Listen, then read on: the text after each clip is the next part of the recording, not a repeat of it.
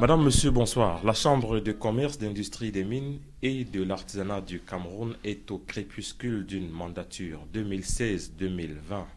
Présentée ainsi, vous comprenez bien que nous sommes en train de préparer la toute prochaine mandature qui fera donc 2020-2024. Les défis de la Chambre de commerce dans le microcosme économique du Cameroun, c'est un peu cela que l'on va vous présenter dans cette édition spéciale que CRTV Littoral vous propose avec des invités qui sont bien connus dans l'univers économique du Cameroun. Chantal Lowat, bonsoir. Bonsoir aux auditeurs de la CRTV. Merci d'être sur la CRTV. C'est toujours un plaisir de vous recevoir. Vous êtes dans le secteur de l'hôtellerie et du tourisme, c'est ça? Et membre de la Chambre de commerce. Très bien. Protais Ayama, vous aussi vous êtes bien connu de l'univers économique du Cameroun. Bonsoir. Bonsoir. Merci de répondre à l'invitation de la CRTV pour parler un peu de cette mandature qui s'achève à la Chambre de commerce du Cameroun. Mais avant tout, je voudrais vous demander de dire un mot quand même pour ces capitaines d'industrie qui vous ont abandonné dans le combat de la performance de l'économie du Cameroun. Fosso Victor, c'est le dernier en date. Il y a Kadide Fosso, Kondo Samuel, François Foning, François Essamé, qui étaient tous des membres de la Chambre de commerce. Qu'est-ce que vous en dites, madame, pour leur contribution au mouvement économique du Cameroun? Écoutez, c'est une grande perte. Tout ce que vous venez de citer ont marqué véritablement leur passage à la Chambre de commerce. Je vais peut-être commencer par madame Foning, puisque je suis une femme, pour dire que son absence nous manque jusqu'à présent, parce que elle avait ce caractère de foncer dans tout ce qu'il y avait pour que nous puissions avancer véritablement économiquement parlant. Évidemment, je ne pourrais pas ne pas évoquer la mémoire de tous les autres, de tous ces vaillants, valeureux hommes que vous avez cités, qui effectivement ont laissé une empreinte. Et notre souhait le plus ardent est que cette façon de faire qui les a caractérisés ne puisse pas mourir malgré leur absence.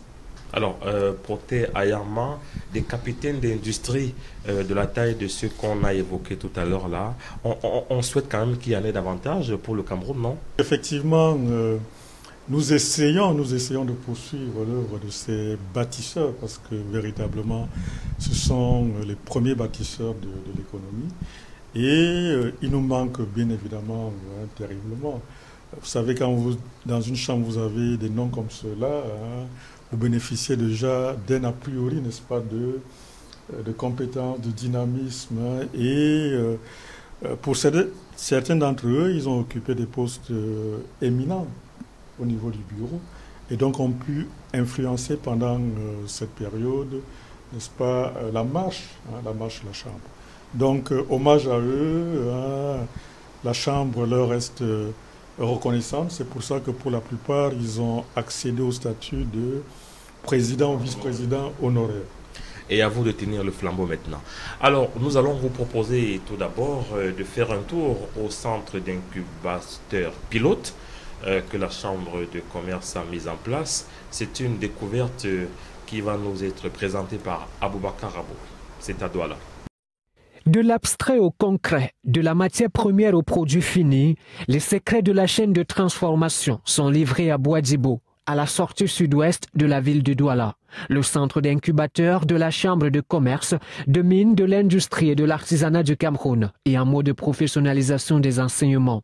Temps d'incubation, 3 mois, cible des jeunes habiles à l'école de la rentabilisation des produits locaux. Des jeunes de 18 à 35 ans, mais nous avons aussi des seniors pour les inciter à se lancer plus tard dans un métier de transformation agro-pastorale. L'émulation est partitionnée en séquences. Pendant 10 jours, on va déterminer s'ils sont vraiment des entrepreneurs ou pas.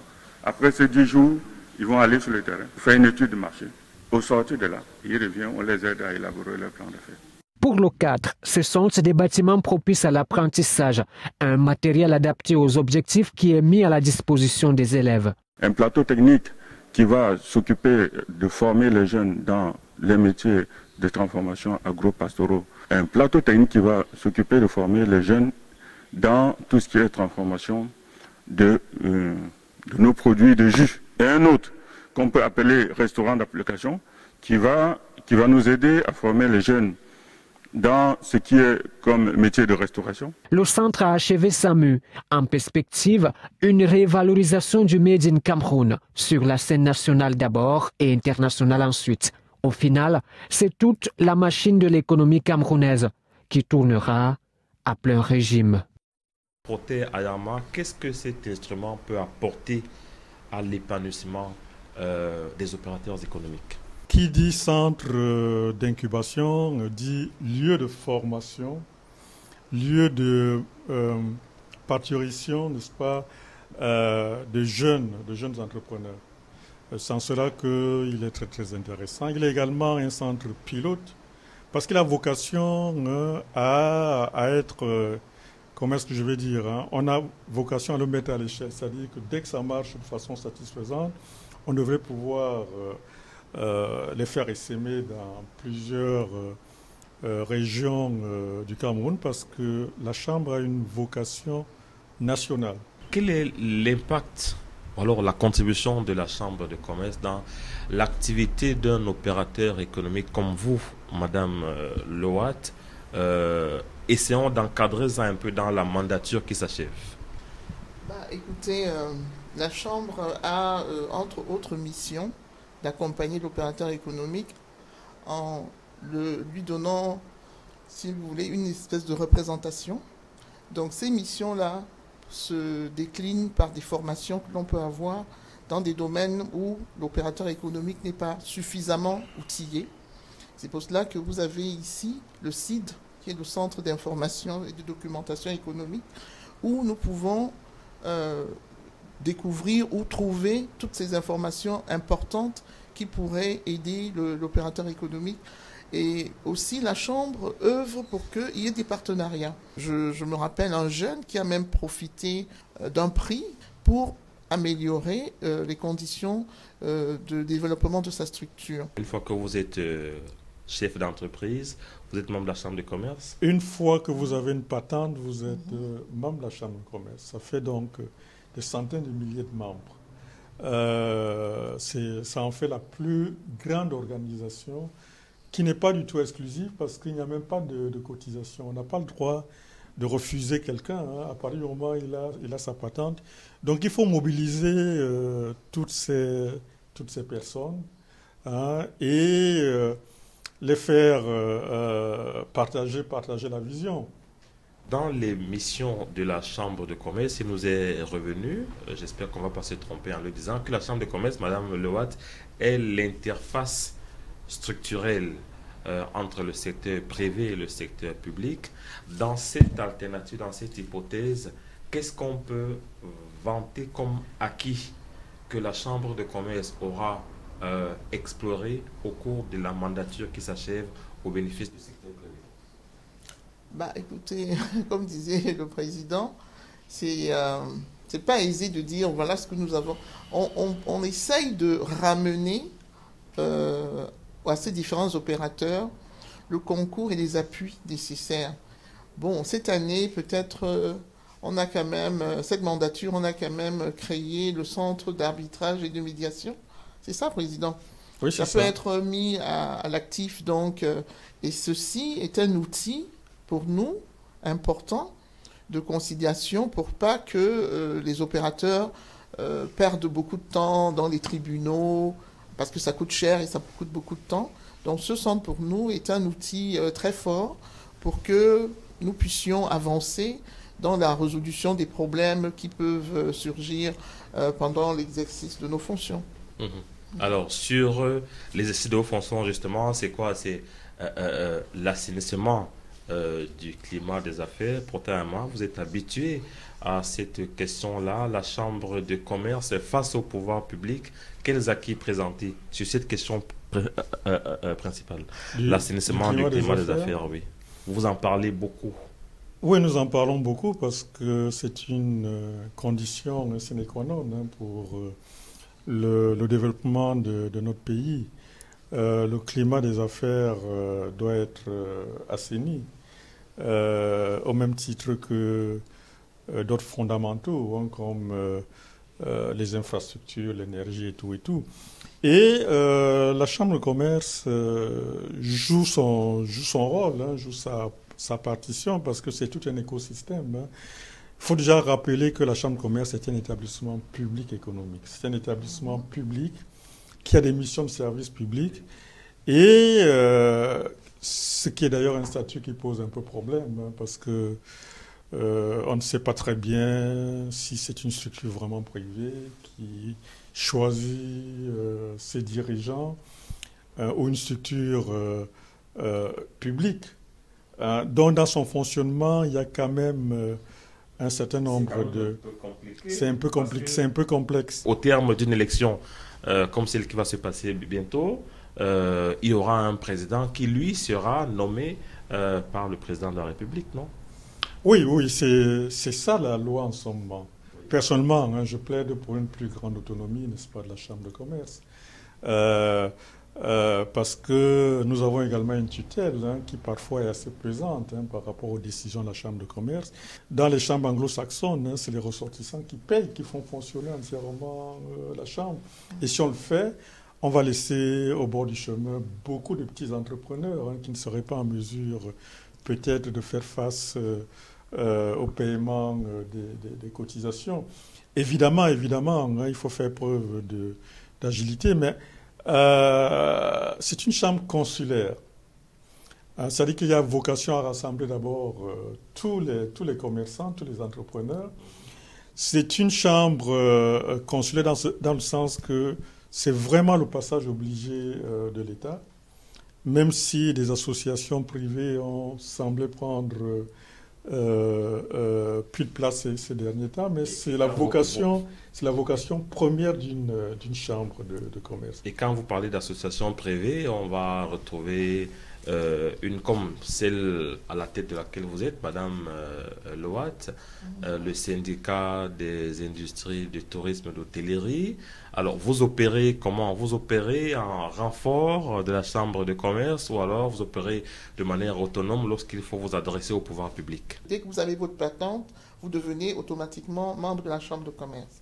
Maintenant, dans la Chambre, nous avons aussi la possibilité de venir en tant que regroupement pour faciliter, si vous voulez, l'exécution des mandats et pour mieux regrouper, expliquer ce qu'il y a à faire. Donc ici, je suis représentante de l'entreprise Loat Hotel parce qu'il s'agit de patente.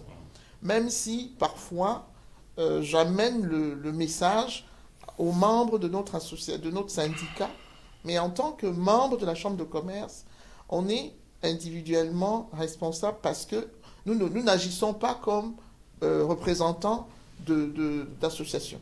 Quand vous parlez d'associations ou de regroupements patronaux, on voit les échanges entre les regroupements patronaux et les pouvoirs publics qui ne sont pas toujours, on ne va pas dire francs, mais qui parfois sont empreints de vices, entre guillemets.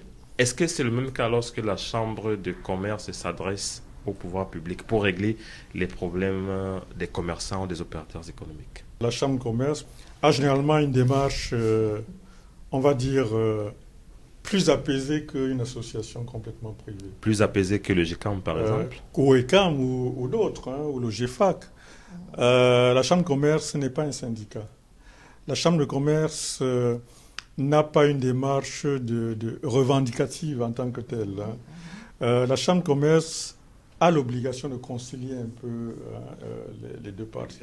C'est ce qui peut donner l'impression qu'elle est assez timide ou assez timorée, n'est-ce pas, dans ses prises de position. C'est le côté public, n'est-ce pas, qui apparaît là. Mais ceci dit, elle a tout à fait vocation, et c'est ça qui est intéressant en ce qui concerne la Chambre. Elle a une approche beaucoup plus inclusive.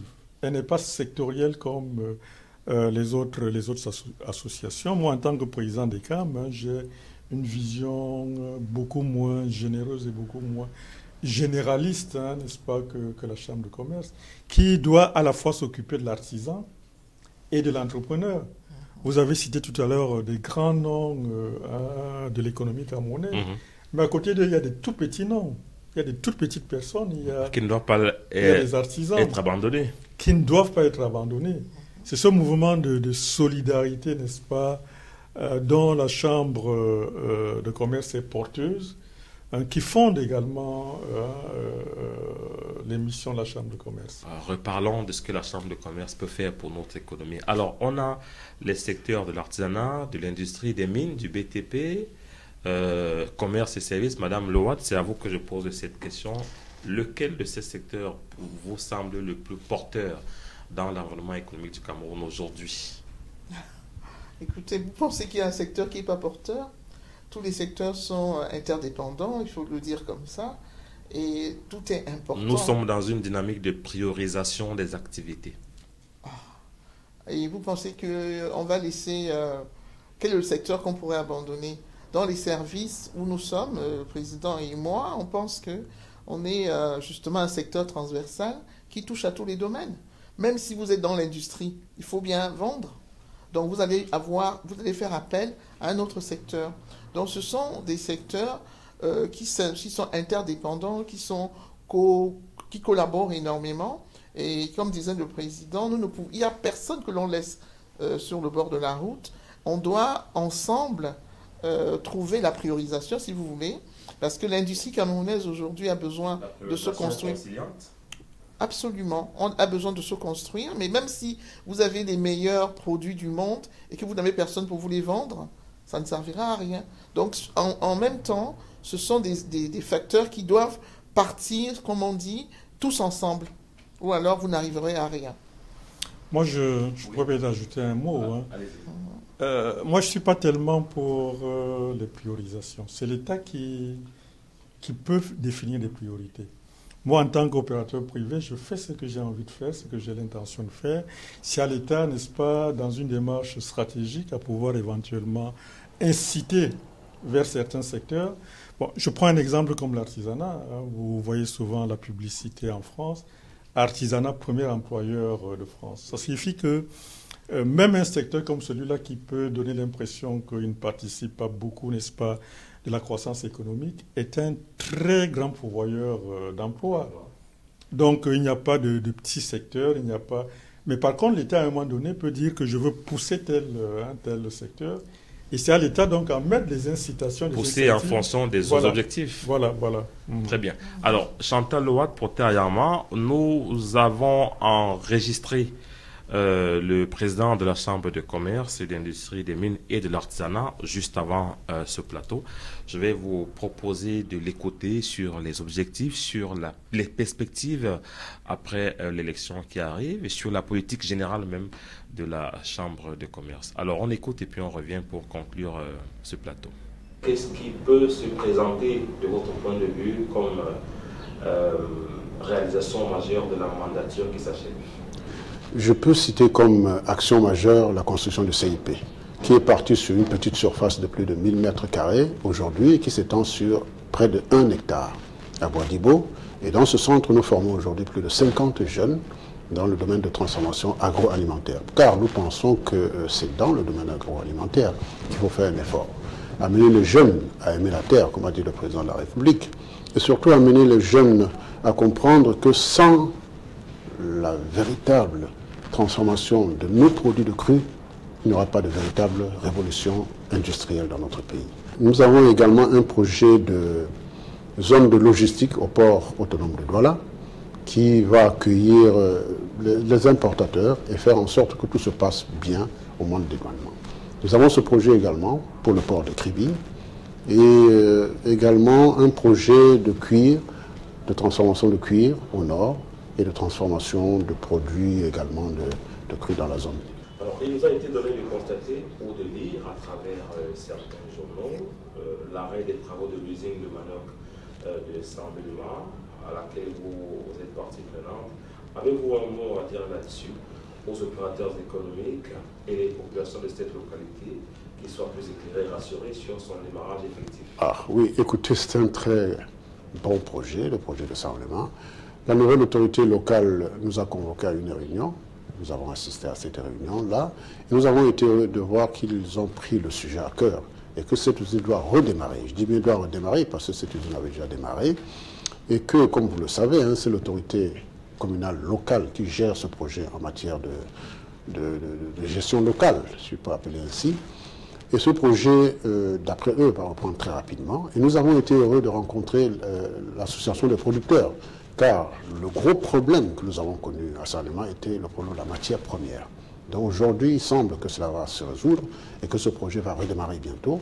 Mais je tiens à vous signaler que devant ce projet, il y a un client unique, un client, une multinationale qui va consommer tout ce que nous produirons au niveau de Saint-Léman.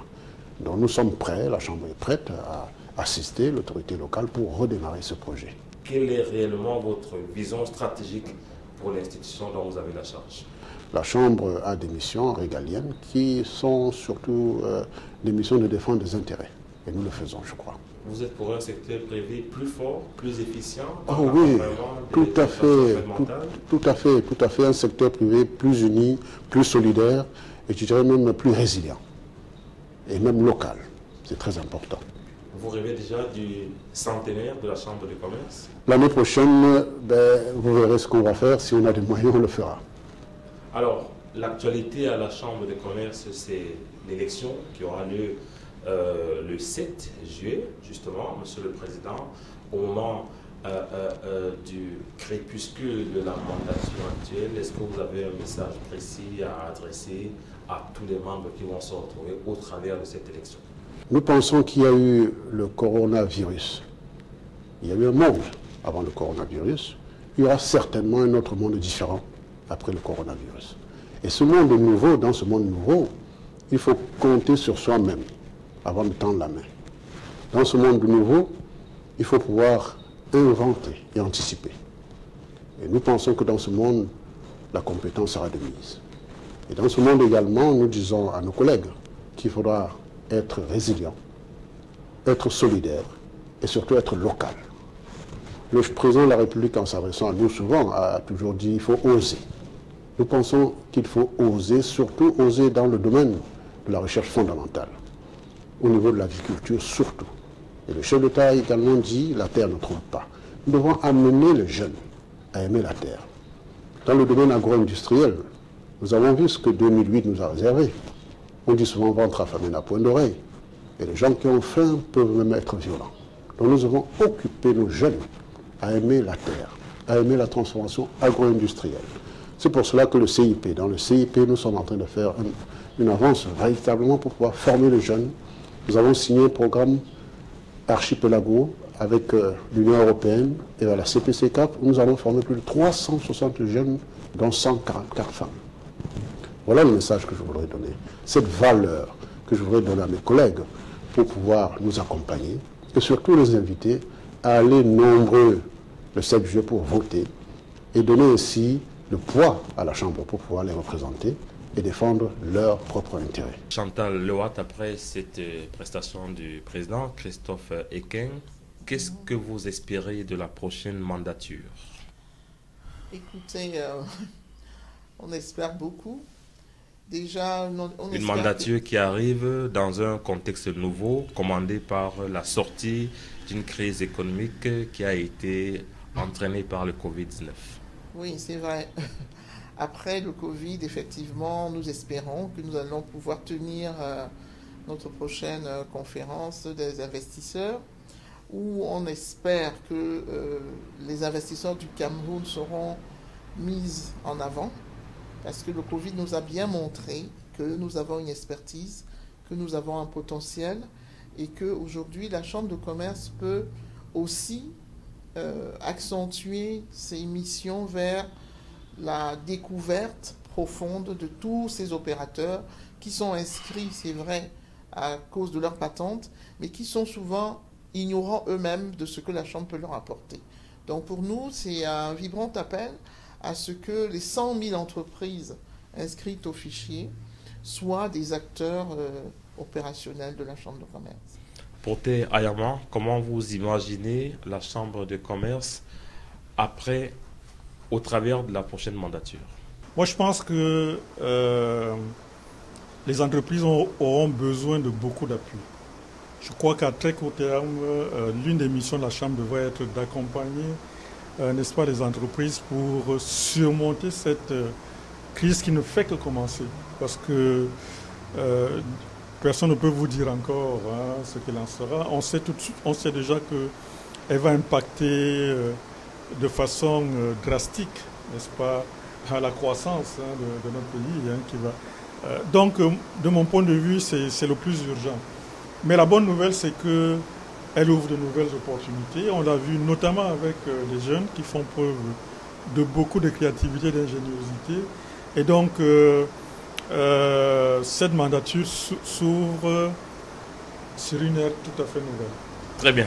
Merci. Merci à vous, Chantal Loat, d'être venu sur la CRTV. Merci Protais Ayama. On espère donc que cette mandature qui va s'ouvrir sur une ère nouvelle sera porteuse de beaucoup d'opportunités réelles pour notre économie. Madame, monsieur, merci d'être resté sur la CRTV. Bonsoir.